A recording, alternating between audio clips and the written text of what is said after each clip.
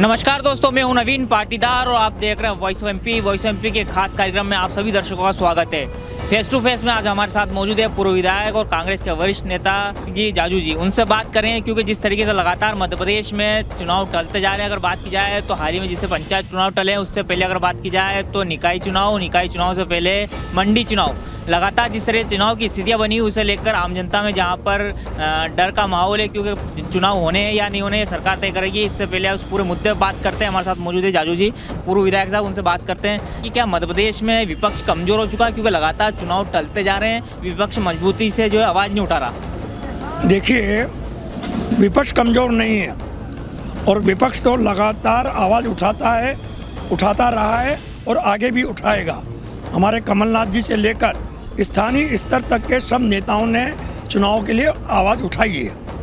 यह हम भारत में प्रजातांत्रिक देश के अंदर रह रहे हैं। प्रजातंत्र के अंदर चुनाव की सबसे बड़ी और अहम भूमिका होती है, चाहे वो पंचायत का चुनाव हो, चाहे नगर पालिका का हो, चाहे आपके मंडियों के हों, चाहे विधानसभा के हों, चाहे लोकसभा के हों। और अगर चुनाव को टालने की प्रवृत्ति प्रजातंत्र के अंदर कहीं से आई है तो वो देन है भारतीय जनता पार्टी की सरकारों की।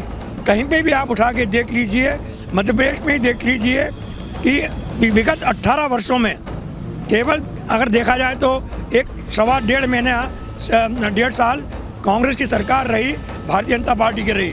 उसके अंदर कितनी बार चुनाव को टालकर आगे बढ़ाया गया और कितनी बार प्रशासनिक लोगों के माध्यम से चुनाव को संस्थाओं को चलाया गया। ये देश का दुर्भाग्य है कि हम प्रजातंत्र को एक तंत्र की तरफ ले जा रहे हैं, हम प्रजातंत्र को तानाशाही की तरफ ले जा रहे हैं, हम प्रजातंत्र को उन सरकारी अधिकारियों को, उन मानसिकता वालों को जो गुलामी की मानसिकता से प्रशासन चलाना चाहते हैं, उनके हाथों में सौंप रहे हैं। अगर बात की जाए जाजू जी तो कमलनाथ की सरकार भी बनी थी, उस समय भी चुनाव की कोई बात नहीं की गई। तो क्या मानते हैं कमलनाथ जी भी नहीं चाहते थे उस समय की चुनाव हो और अब सरकार शिवराज सरकार भी नहीं चाहती कि चुनाव हो, तो क्या मानते हैं आप कि आपकी सरकार थी तब भी चुनाव नहीं हुए?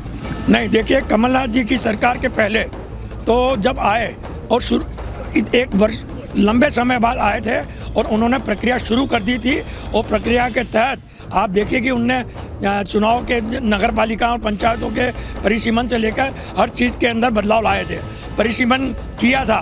और परिसीमन के बाद में ये तो दुर्भाग्य रहा कि सरकार चले गई, नहीं तो चुनाव तो उसी समय हो जाते। परिसीमन और उन चीज़ों को निरस्त किसने किया? भारतीय जनता पार्टी की सरकार ने। पंचायतों के चुनाव का परिसीमन निरस्त किसने किया? भारतीय जनता पार्टी की सरकार ने। नगर पालिकाओं के चुनाव को आगे किसने बढ़ाया? भारतीय जनता पार्टी की सरकार ने। कमलनाथ जी की सरकार चाह रही थी। जाजू जी, अगर बात की जाए तो भारतीय जनता पार्टी का एक बड़ा आरोप ये भी है कि विवेक तनखा अगर कोर्ट नहीं जाते तो आज जो है पंचायत चुनाव हो चुके होते हैं और नया जो जनप्रतिनिधि पंचायतों में मिल चुका होता। क्या मानते हैं कितना बड़ा आरोप है? आरोप नहीं है, अपनी गलती को छिपाने के लिए भारतीय जनता पार्टी संविधान और संविधान प्रदत्त जो आपको पावर दिए हैं उसका दुरुपयोग जो किया है, उसको बचाव के लिए इस तरह के गंदे आरोप लगा रही है। कभी भी पंचायत चुनाव रोकने की बात नहीं हुई है। बात जो भी की है सबको स्पष्ट है, पर चूँकि मीडिया के माध्यम से, और आप भी जान रहे हैं आज की तारीख में मीडिया की स्थिति क्या है, कोई से भी मीडिया को उठा के देख लीजिए, मध्य प्रदेश से लेके देश तक के, कि उनकी स्थिति विचारों की हर एक चीज़, हर जगह परिवर्तन आया है तो मीडिया में ही परिवर्तन आया है। तो मीडिया के माध्यम से उनने अपने आप को आगे बढ़ाने की बात की है, जबकि पूर्णतः मध्य प्रदेश के अंदर अगर चुनाव नहीं हुए हैं और चुनाव का खामियाज अगर जनता भुगत रही है नहीं होने के कारण, तो उसका दोष केवल और केवल शिवराज सरकार को है। जाजू जी, अगर बात की जाए तो नीमच की बात की जाए तो यहाँ पर स्थानीय लेवल पे अभी तक कांग्रेस ने कोई आंदोलन नहीं किया, निकाय चुनाव को लेकर आंदोलन नहीं किया, पंचायत चुनाव को लेकर आंदोलन नहीं किया और मंडी चुनाव को लेकर आंदोलन नहीं, क्योंकि मंडी में स्थिति बात की जाए तो किसान परेशान हो रहे हैं, खुली लूट मची हुई है। निकाय चुनाव की बात की जाए तो यहाँ पर जनप्रतिनिधि नहीं होने के नाते विकास कार्य नहीं हो रहा है। अब जनता करे तो किसे फ़ोन लगाए विकास के लिए। क्या मानते हैं कि विपक्ष जो है कमज़ोर, क्योंकि अभी तक कोई आंदोलन भी नहीं किया? देखिए, आंदोलन करते हैं पर आंदोलन का मतलब सीधा सा है कि जब तक उसके परिणाम आपको नहीं मिले तब तक उस आंदोलन से कोई मायने नहीं रखता है। इसका सबसे बड़ा उदाहरण है कि ये कोई नीमच की स्थानीय समस्या नहीं है, ये समस्या पूरे मध्य प्रदेश की है। मध्य प्रदेश के अंदर विधानसभा के आपके स्थानीय निकायों के चुनाव रुके, पंचायतों के रुके, मंडियों के रुके। तो ये केवल नीमच का अगर होता तब तो नीमच के अंदर आंदोलन करके हम बात करते। हमारे नेता कमलनाथ जी ने तो स्पष्ट खुले रूप में चैलेंज किया कि अगर 2 महीने के अंदर अगर आप चुनाव नहीं करेंगे तो हम जम करेंगे। उसके बाद सरकार हरकत में आई और हरकत में आने के बाद उन्होंने फटाफट परिसीमन के लिए और इनके लिए आदेश निकाले।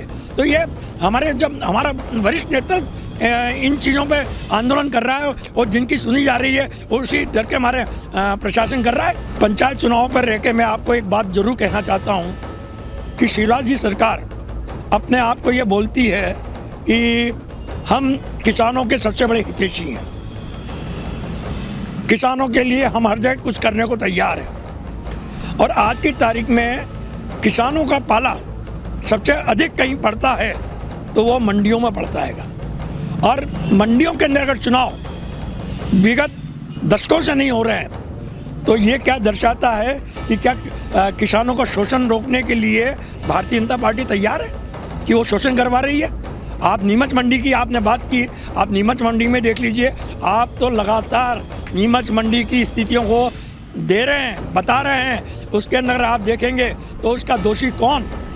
शिवराज सिंह की सरकार, उनके प्रशासनिक अधिकारी और उनके ही पार्टी के बैठे लोग जो कि व्यापारी संघ से लेकर किसान संघ के अंदर बैठे हुए हैं, केवल मुखौटा लगा के बैठे किसान हित का, परंतु वो किसानों के हित की बात करने को तैयार नहीं है, चुनाव कराने को तैयार नहीं है। वही स्थिति नगर पालिकाओं के पंचायतों में आप देख लीजिए कि ग्रामीण क्षेत्र का किसान विकास के लिए कहाँ जाएगा तो सरपंच, जिला पंचायत, जनपद पंचायत, तो आप वहाँ पर भी स्थिति वही है। तो मेरा जो मानना है कि किसानों का जो जिस तरह से शोषण भारतीय जनता पार्टी की सरकार कर रही है वो विगत 70-75 वर्षों के अंदर इससे अभूतपूर्व कभी नहीं हुआ है। आगे विपक्ष की क्या रणनीति रहेगी? अगर आपके स्थानीय लेवल की बात की जाए तो क्या रणनीति आपकी? रणनीति पहले चुनाव तो करवाने दीजिए, तारीख तो घोषित करने दीजिए। रणनीति तो हमारी रहेगी कि भारतीय जनता पार्टी को हम चुनाव में हराएंगे, चाहे आपके मंडी के चुनाव हो, चाहे आपके जिला पंचायत के, जनपद के हो। किसान केवल इन लॉलीपॉपों से, इन फालतू की चीज़ों से बहकावे में अब नहीं आने वाला है। आप तो खुद ज़मीनी जीरो ग्राउंड की रिपोर्टिंग करते हैं, आपको खुद को स्थिति मालूम है कि किसानों की हालत आज क्या हो रही है और वो कहाँ पर खड़ा हुआ है। तो ये थे पूर्व विधायक जाजू जी, जिनसे हमने बात की फेस टू फेस में। और आज जिस तरीके से लगातार मध्य प्रदेश में पंचायत चुनाव, निकाय चुनाव और जिस तरीके से चुनाव टलते जा रहे हैं, उन चुनाव को लेकर उन्होंने एक बड़ा आरोप लगाया कि भारतीय जनता पार्टी नहीं चाहती है कि मध्य प्रदेश में चुनाव हो, क्योंकि जिस तरह से लगातार उनके जनप्रतिनिधि और जो शासन प्रशासन जो है अधिकारी उनके बैठे हुए हैं, वे चाहते हैं कि मध्य प्रदेश में चुनाव टलते जाएँ। ऐसे में जो है आज का अपडेट जो हमने आपको बताया किस तरीके से मध्य प्रदेश में चुनाव को लेकर जो है भारतीय जनता पार्टी और कांग्रेस में एक बहस छिड़ी हुई है। उस बहस के बीच आज हमारे साथ मौजूद थे पूर्व विधायक जाजू जी, उनसे बात की और उन्होंने बड़ा आरोप जो है भारतीय जनता पार्टी पे लगाया। मेरे सहयोगी शादाब के साथ नवीन पाटीदार।